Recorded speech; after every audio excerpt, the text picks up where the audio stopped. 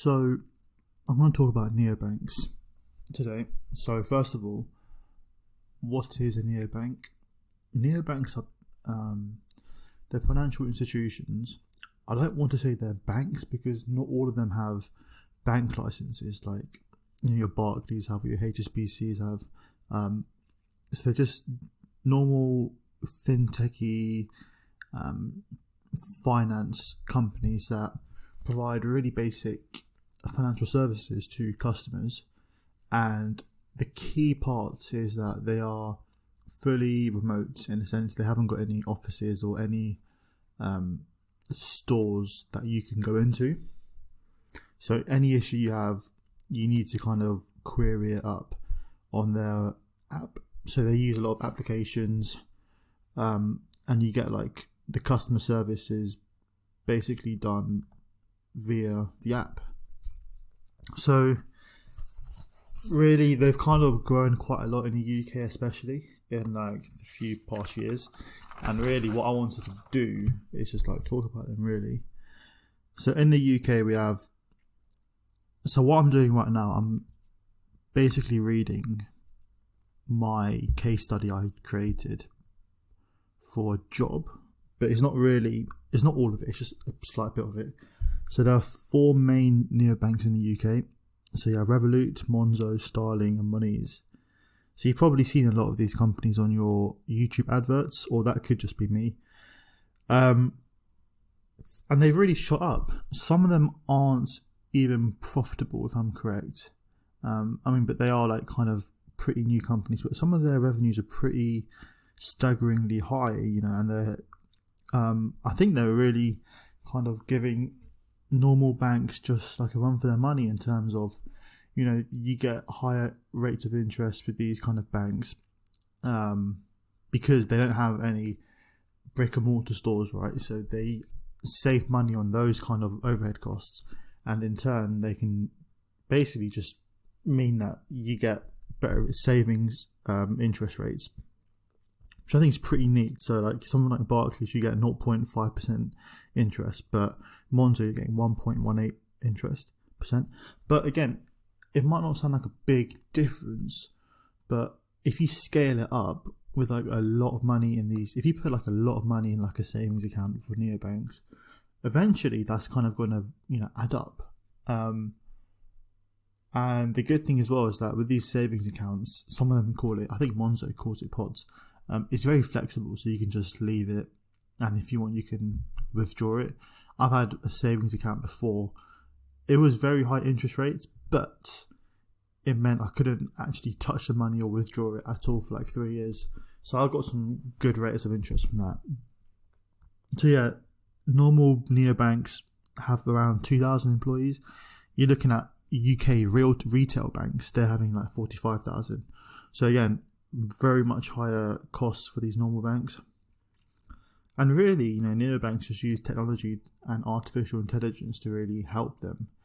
And you'll see with these neobanks, if you go on the application, it's very simple. There's not a lot of things it's very user friendly. I think that's the word that's suitable. You don't need to think. You just, if you look at a normal retail bank in their application or even their websites, there's a lot of jargon, there's a lot of things to read. And again, they have a lot more regulation with them for the normal banks, so fair enough. But neobanks, that's kind of their, selling point. They don't have much. So, yeah, very user friendly. They have things like chatbots where you can get a customer service 24 hours. So really using a chatbot, it basically means that they can get most of their queries resolved before they need to get an actual human being to intervene, which is quite cool. Again, very speedy, and a lot of these neobanks, they attract a lot of SMEs in particular, which I think is quite interesting. What other trends are there? So neobanks, they're also quite environmentally friendly as well, because again, not many people need to travel to like the stores or the shops to get their services sorted out. So again, reduces your carbon footprint. And yeah, I think it's really kind of help them. In terms of, you might be wondering, well, how do these neobanks actually make money? So typically a normal bank would make money by charging interest, and then whatever interest, they get to invest it and make profit. So neobanks do the same, but neobanks also make money through interchange, which is basically if you go to a shop and you pay with your Monzo card, let's say, Monzo actually get some money from that transaction, basically. So you tapping it is not affecting you. I think it's more affecting the shopkeeper or whoever actually who accepts the card, but they get some money out of it, Monzo. So yeah, they can make money from interchange. They make money off donations as well. They can make money off fees. So you get normal fees at banks, but also Monzos, that neobanks. Another quite interesting is subscriptions. So a lot of neobanks, if you subscribe, you get, I know I'm saying Monzo because that's what I use, but Monzo, you get, I think £5 a month, you get this cool looking, very bright blue luminous card. It's still plastic, but if you subscribe for £15 a month, you get this metal card, and it's quite heavy. So people do that, right? And again, that's another way for them to make money. So it's quite a cool business model, if I say so myself. In terms of the future of neobanks, I think they're only going to grow here and there.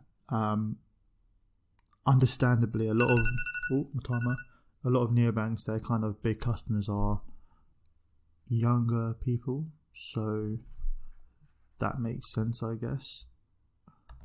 I do also see normal banks kind of following the same footsteps, and you've seen it, right? I think a lot of these banks, traditional banks, they have like chatbots now, but the kind of defining thing that retail banks have different is that they just have so much more services to offer, like big loans, mortgages, and I think that is the main reason why I think retail banks, or I say retail, just any banks really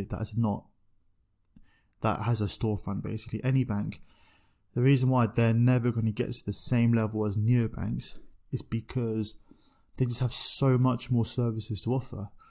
And yes, you can use an app, and a lot of these banking apps now are quite sophisticated, but I just feel like they just have so much more regulations. They've got to be more strict with it.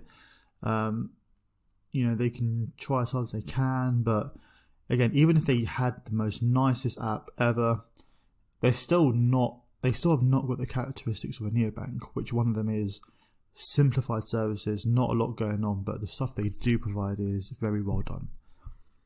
That being said, though, I feel like neobanks in the future could be trying to turn into the retail banks in terms of offering more services. Just because if they do that, then that's just gonna clearly increase revenue and profit, right? So who knows? Maybe neobanks could be turning into retail banks, and maybe in the future, I think in the future, the definition of a neobank is not going to have a characteristic that very limited services. I think that's going to be gone soon. I think a neobank in the future is going to be defined as a bank that is solely, online. So they use apps and websites, no stores, and that's pretty much it. But for now, neobanks, they do have limited services, but that could change in the future. Let me know what you think about this. What's your thoughts? I've used neobanks for around 2-3 years now, and I didn't know they're called neobanks. I think I called them just fintech banks. I'm not sure, but I thought it was quite an interesting topic to look at. But let me know your thoughts about neobanks and the future. And yeah, peace.